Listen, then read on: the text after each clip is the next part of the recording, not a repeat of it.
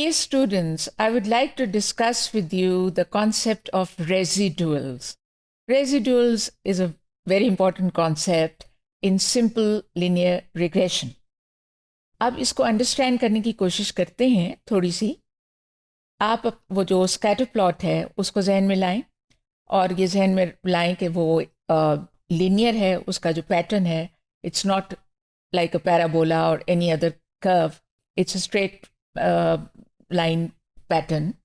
अब उसमें से जो बेस्ट फिटिंग लाइन आप गुजारते हैं that is based on the method of least squares, the principle of least squares. तो इसकी इस लफ्ज़ का क्या मतलब है, ये क्या चीज़ है? स्टूडेंट्स यहीं पे वो रेजिडुअल्स का कॉन्सेप्ट भी आने वाला है, क्योंकि जो मैं बात करने लगी हूँ उसके अंदर वो जिस चीज़ को मैं डिस्टेंस या वर्टिकल डिस्टेंस कहूँगी वही रेजिडुअल्स जो टेक्निकल नाम है उनका, दैट इज़ रेजिडुअल्स और रेजिडुअल्स. अब ये क्या है? ये है जी कि वो लाइन जो आपने गुजारी वो एक्स बार वाई बार यानी एक्स वाइज जो मीन पॉइंट है और वाई वाइज जो मीन पॉइंट है उसमें से गुजरती है वो. और बेस्ट फिटिंग होने से मुराद ये है कि जो डेटा पॉइंट्स हैं on the x y plane आपके कागज़ के ऊपर या आपकी स्क्रीन के ऊपर, वो सारे डॉट्स जो हैं जो हमारे डेटा को रिप्रेजेंट कर रहे हैं, the vertical distances between the data points and the line. जितने भी डेटा पॉइंट्स हैं उतने ही वर्टिकल डिस्टेंसेस आप बना लेंगे, क्योंकि एक्स एक्सिस पे आपने प्रिडिक्टिव वेरिएबल या इंडिपेंडेंट वेरिएबल रखा हुआ है, वाई एक्सिस पे आपने रिस्पॉन्स वेरिएबल या डिपेंडेंट वेरिएबल रखा हुआ है. आमतौर पे वाई एक्सिस पे लिया जाता है. तो जब वाई एक्सिस वर्टिकल है इसलिए मैं वर्टिकल कह रही हूँ. जो डायरेक्शन, जिस एक्सिस की डायरेक्शन में आपने अपना रिस्पॉन्स वेरिएबल रखा हुआ है उसी डायरेक्शन के डिस्टेंसेस की बात हो रही है. आमतौर पे वो वाई होता है तो वर्टिकल इसलिए मैं कह रही हूँ. सो बात ये हो रही थी कि the sum of the squares of these vertical distances is minimum. In other words, we can say that the sum of the squares of the residuals is minimum. But when I say कि it's minimum, आपके जहन में आना चाहिए कि किस हिसाब से मिनिमम. बात यह है कि उसी एक्स बार वाई बार वो जो मीन पॉइंट है उसके बीच में से आप और भी तो लाइनें गुजार सकते हैं ना. You can draw a number of other lines. कोई भी और लाइन जो लेंगे आप, उन उस लाइन, किसी भी एक लाइन से जो डिस्टेंसेस वर्टिकल आएंगे डेटा पॉइंट्स के, उनके स्क्वायर्स का सम, उसका जो न्यूमेरिकल वैल्यू आएगी, वो जो मैग्नीट्यूड आएगा, that will be bigger than what you obtain for this particular line, which is the best fitting line. तो आइए अब हम इसको थोड़ा सा देखते हैं कि ये वर्टिकल डिस्टेंसेस आर के अंदर क्या मैं इनको ड्रॉ कर सकती हूँ. Can we actually have a look at them? Let's see. इसके लिए why don't I take you to that same example that you have done in the previous module. आपको बताया गया है कि there is a package called maths, MASS, और उसको आप पहले इंस्टॉल करते हैं और उसके बाद एक दफ़ा इंस्टॉल हो जाता है आपके आर स्टूडियो के अंदर, तो उसके बाद हर सेशन, जब भी आप एक नया सेशन खोलेंगे आप उसकी लाइब्रेरी को लोड करेंगे. तो अब मैं चलती हूँ उधर ताकि मैं डिमॉन्स्ट्रेट कर सकूँ इसको. So let me go to the R studio file which I have here. चूँकि मैं मेरे कंप्यूटर पे पहले से इंस्टॉल्ड है इसलिए अब मुझे सिर्फ लाइब्रेरी लोड करनी है. आप इसको गौर से देखिए. You have to type LIBRARY, उसके बाद पैरेंथेसिस, उसके बाद इन्वर्टेड कॉमास, क्योंकि ये जो MASS आपको लिखना है ये इन्वर्टेड कॉमास के अंदर ही लिखें. अब इसको मैं रन करने लगी हूँ. ये देखिए नीचे वो लिखा हुआ आ गया और किसी किस्म का कोई एरर नहीं है. So it's all right. अब वो जो डेटा है इसके अंदर उसका नाम सर्वे है. अगर आप ये क्वेश्चन मार्क और सर्वे लिखें तो आप उसकी हेल्प फाइल खुल जाएगी और आप देख सकते हैं ऑन द राइट साइड ये स्टूडेंट सर्वे डेटा की सारी डिटेल आपको मिल जाएगी, ये हम पहले भी कर चुके हैं। अब आगे देखिए, अगर हम इसका नाम डेटा रख दें, डेटा इक्वल टू सर्वे हम कह दें और उसके बाद दोबारा डेटा में लिखें और इसको रन करें, तो आपके पास आपके सामने ये डेटा ओपन हो जाता है।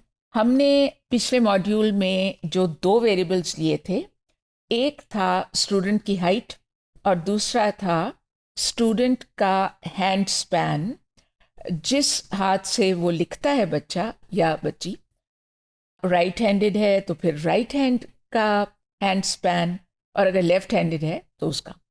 तो अब ये हमने जो लीनियर रिग्रेशन मॉडल पिछले मॉड्यूल में फिट किया था, वो भी यहाँ पे रिपीट आपके सामने मैं कर रही हूँ। उसमें LM is all that you have to write, और उसके बाद पैरेंथेसिस के अंदर जिसको हमने लिया था एज द डिपेंडेंट वेरिएबल, वो था हाइट, और वो पहले लिखा, और उसके बाद टिल्डा साइन, और उसके बाद WR.HND ये नाम रखा हुआ है इस डेटा के अंदर उस वेरिएबल का जो हैंड स्पैन वाला जो है। और उसके बाद कॉमा डालेंगे, और कॉमा के बाद हम बताएंगे कि ये सारा जो हम लिख रहे हैं ये किस डेटा की बात हो रही है। So we write here data equal to survey. तो अब ये मैं रन कर देती हूँ ताकि आपके सामने वो आ जाए।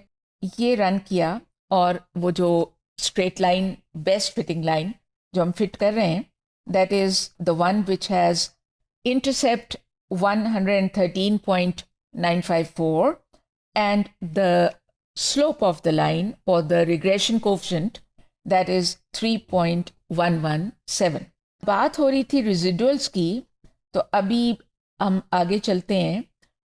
रेजिडुअल्स जो हैं वो जैसा कहा कि जो लाइन है और जो पॉइंट्स हैं उनके दरमियान जो डिस्टेंसेस हैं, लेकिन देखिए वो लाइन आप इस तरह से तो आ गया, ठीक है, उसका इंटरसेप्ट आ गया, उसकी स्लोप आ गई, लेकिन आपको एग्जैक्ट फिटेड वैल्यूज़ चाहिए ताकि वो डिस्टेंस निकल सके।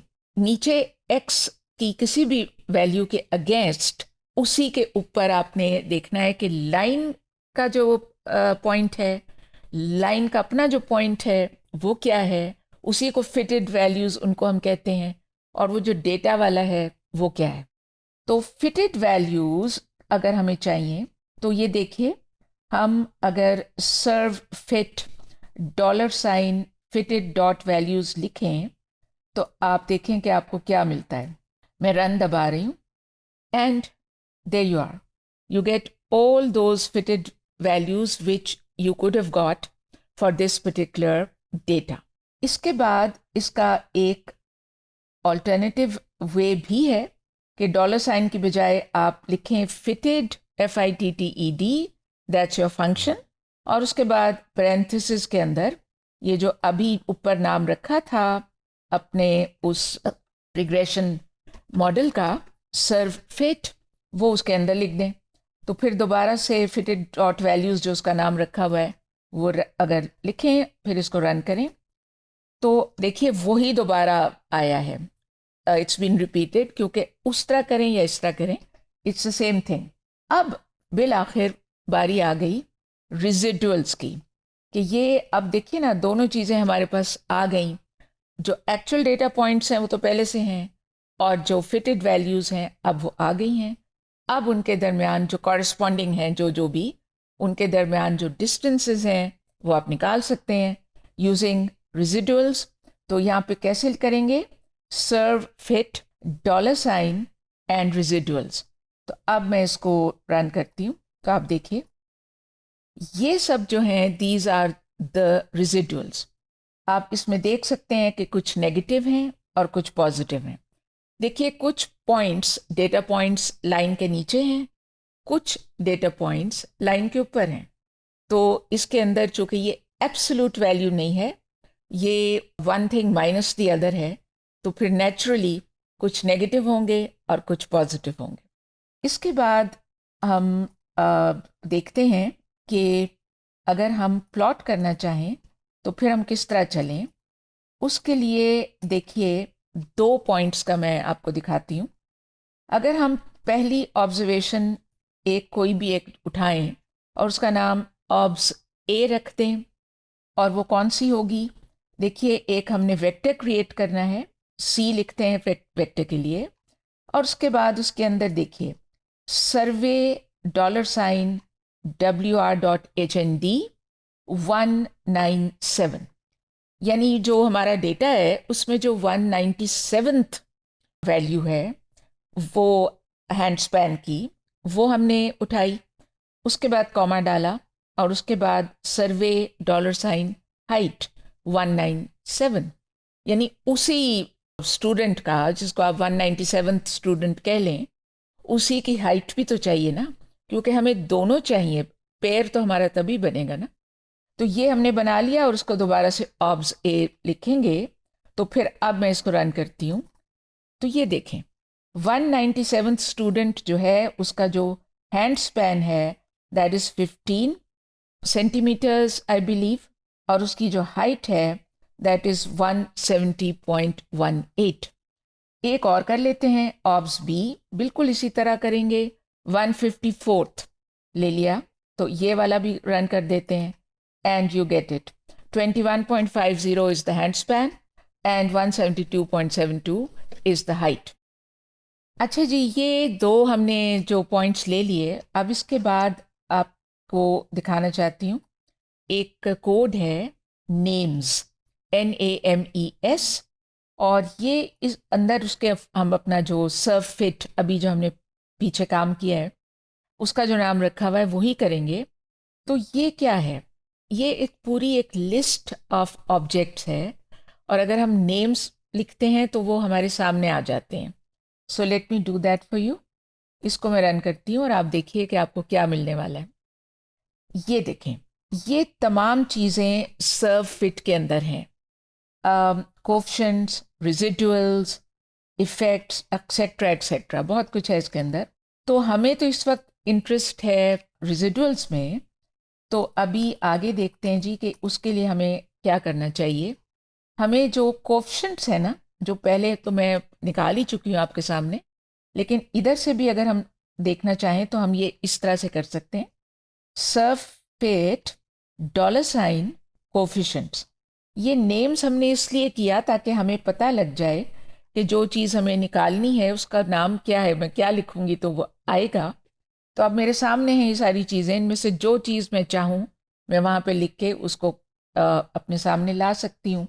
तो अगर मैं सर्व फिट $ कोफिशिएंट्स लिखूँ तो देखिए रन करें तो क्या आता है, ये देखें वही एग्जैक्टली जो पहले तो मैंने वैसे ही स्ट्रेट आपको कर दिया था ना, तो वो आपके सामने इस तरह से भी आपको मिल जाते हैं।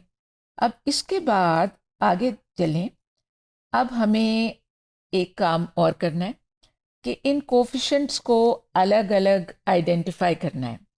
तो देखिए, अगर इसको हम इस तरह से करें, नाम रख लें माइकोएफ्स या कुछ और भी रख सकते हैं, लेकिन उसके बाद आपका जो फंक्शन है वो है COEF, कोफिशिएंट का शॉर्ट, और उसके बाद पैरेंथेसिस में वही सर्व फिट। तो इसको ज़रा मैं रन करती हूँ माइकोएफ्स को, तो क्या मिलेगा?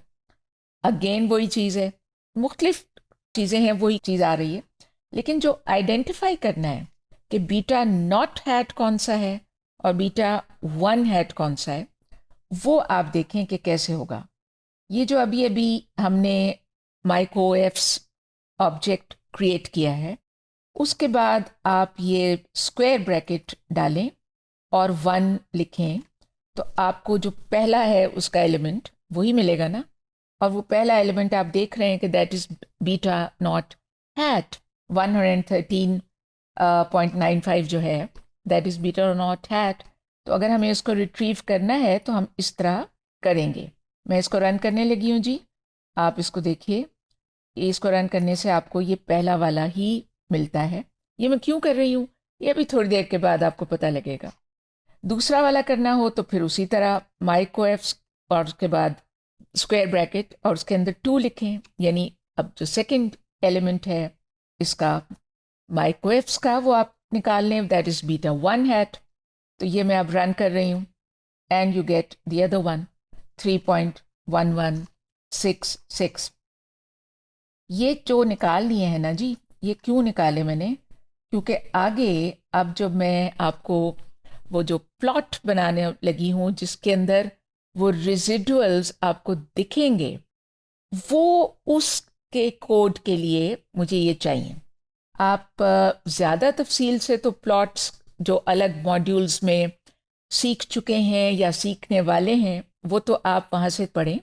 इस वक्त यहाँ पे मैं इसको आपको दिखा देती हूँ जल्दी से, बहुत ज़्यादा डेप्थ में यहाँ मैं नहीं जाऊँगी। ये आपने PLOT लिखा, उसके बाद ये आप देख सकते हैं एक्स एक्सिस के लेबल का जिक्र है, वाई एक्सिस के लेबल का जिक्र है। एब लाइन से आप जानते हैं कि वो लाइन आपको मिलने वाली है। उसके बाद ये मैं आपको दिखाना चाहती हूँ कि वो जो वर्टिकल डिस्टेंसेस आपको दिखेंगे वो ये segments, that is the code CEGMENTS।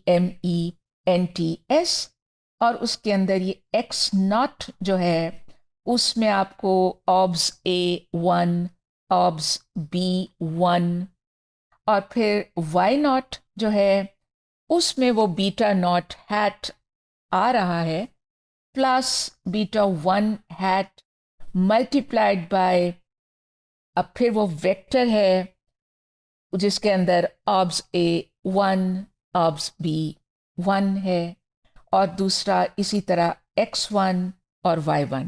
इसको आप और भी आगे कुछ लिखा हुआ है तो इसको तो आप गौर से देखें और बाद में आराम से इसको स्टडी करें और प्रैक्टिस करें। अब मैं आपके लिए इसको रन करने लगी हूँ। ये देखिए, ये प्लॉट से लेके एंड तक मैंने पकड़ा and I am going to click on run and there you are. आपके पास स्कैटर डायग्राम भी आ गया, उसके ऊपर जो fitted line, best fitting line है वो भी आ गई और वो दो डेटा पॉइंट्स जो आपने सिलेक्ट किए थे उनके अगेंस्ट जो है आपका वर्टिकल डिस्टेंसेस जिनको रेजिडुअल्स कहते हैं, ये देखिए ये पहला भी आपको दिख रहा है और ये सेकंड वाला भी आपको दिख रहा है। So this is the way you could do it for all of your observations also, लेकिन उसमें आपका कोड, आपका वो जो वेक्टर है वो जो उसके अंदर है वो काफ़ी लंबा हो जाएगा। This is it.